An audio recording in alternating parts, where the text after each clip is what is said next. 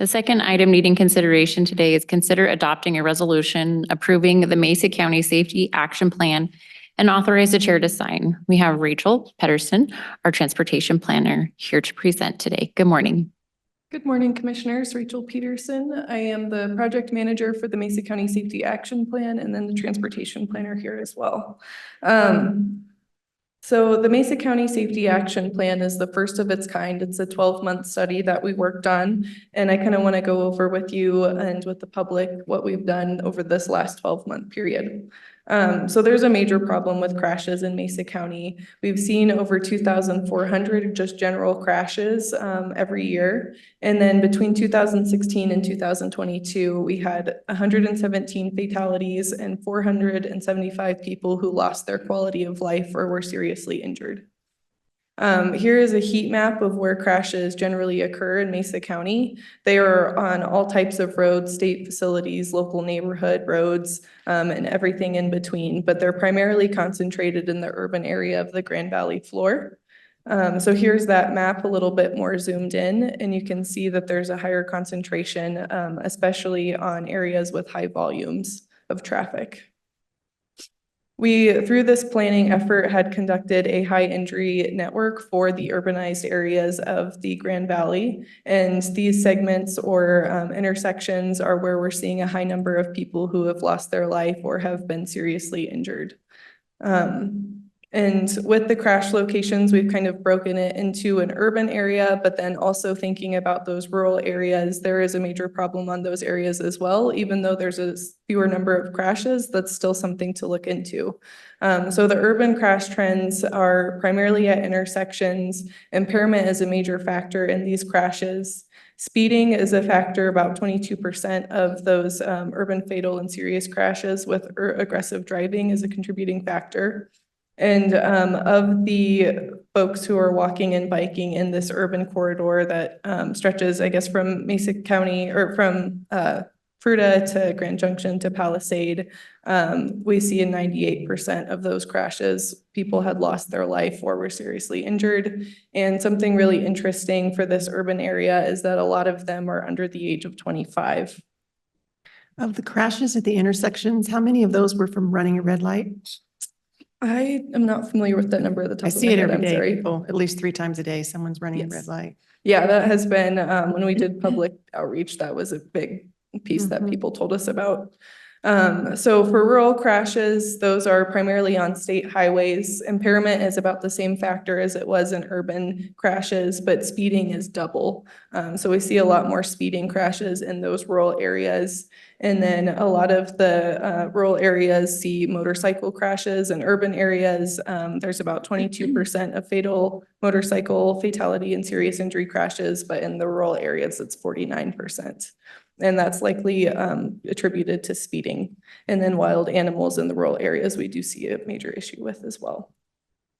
So the solution that we bring forward today is the Mesa County Safety Action Plan, which was fortunately something that the federal government is very interested in since 2021 and their passing of the bipartisan infrastructure law.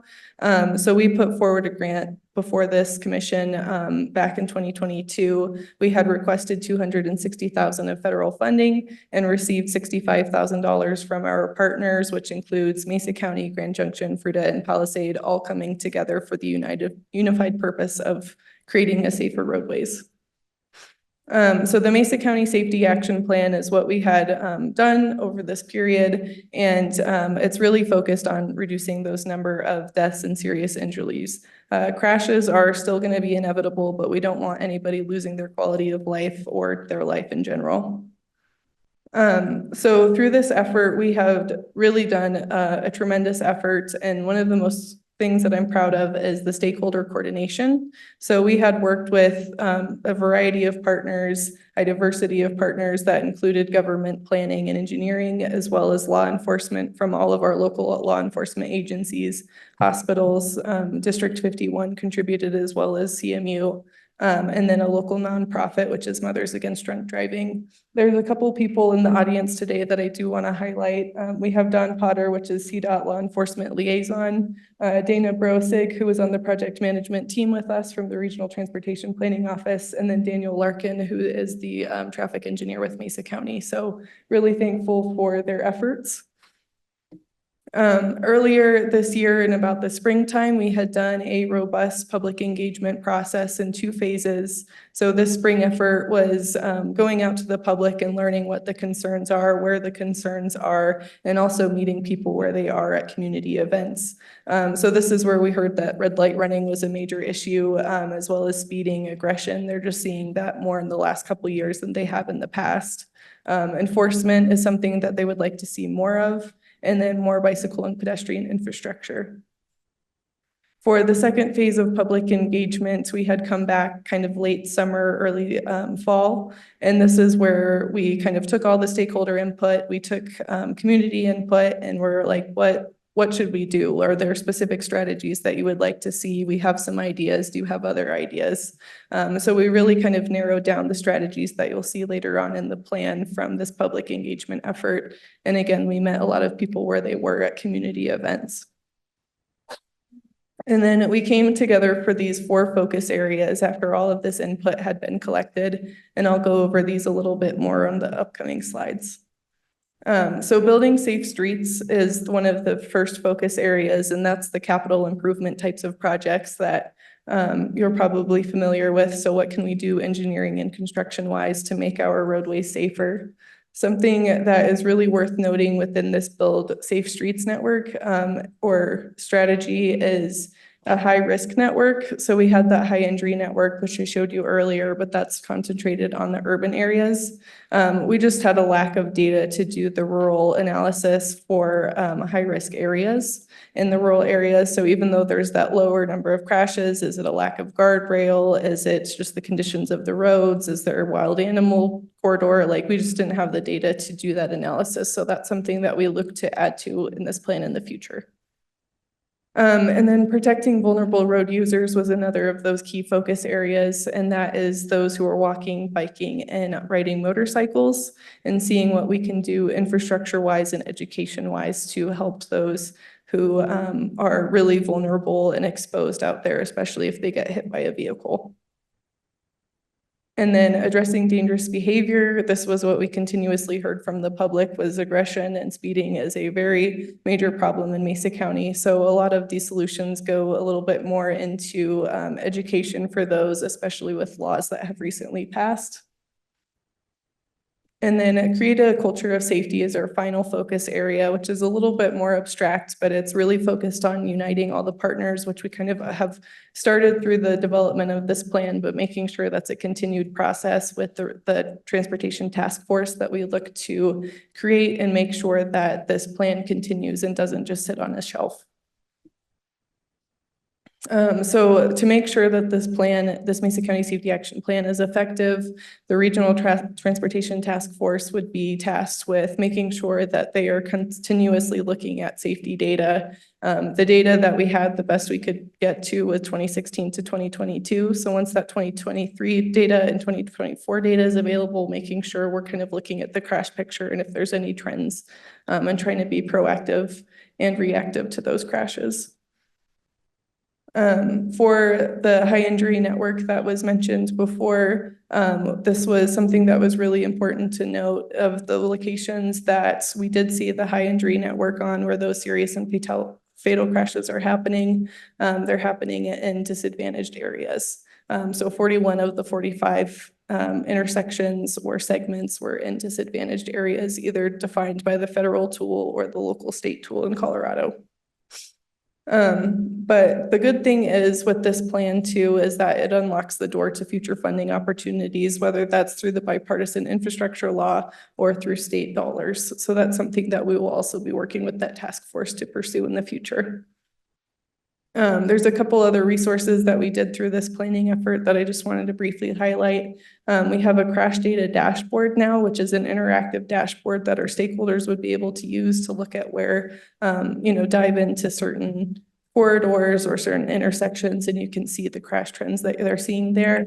an engineering toolbox.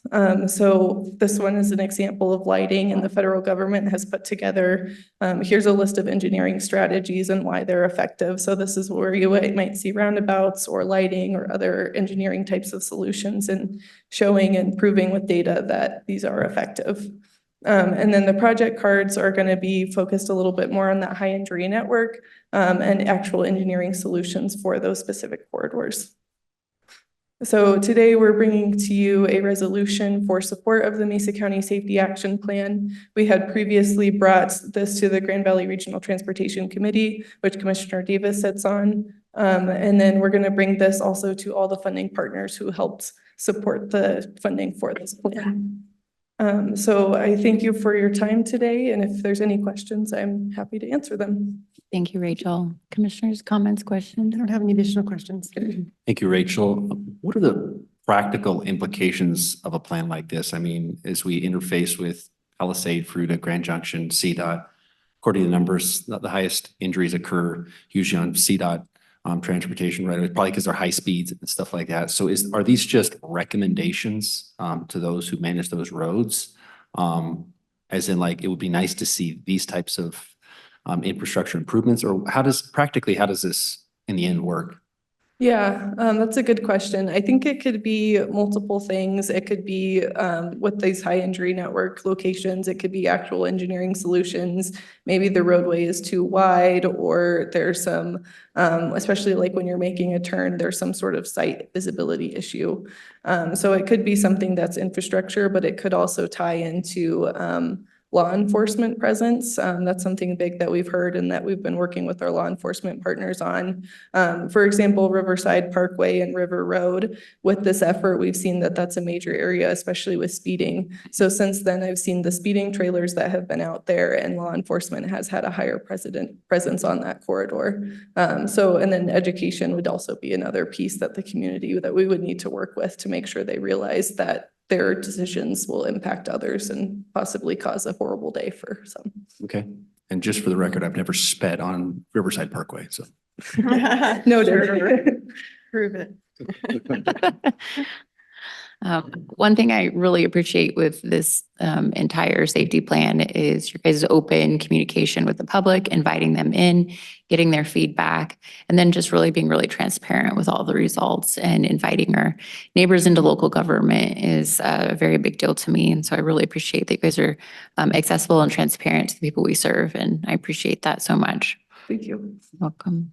Do we have any public comment on this item?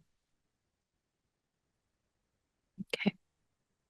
All right. I just wanted to thank our team Mesa and everybody who's worked on this. I appreciate you guys, and it's been a lot of fun working with you and being a part of your vision. So thank you guys for all that you do. I appreciate you.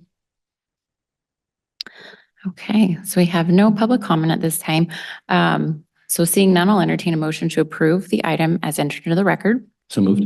Second. All in favor? Aye. Aye, motion carries. Thank you, Rachel. Thank you, commissioners.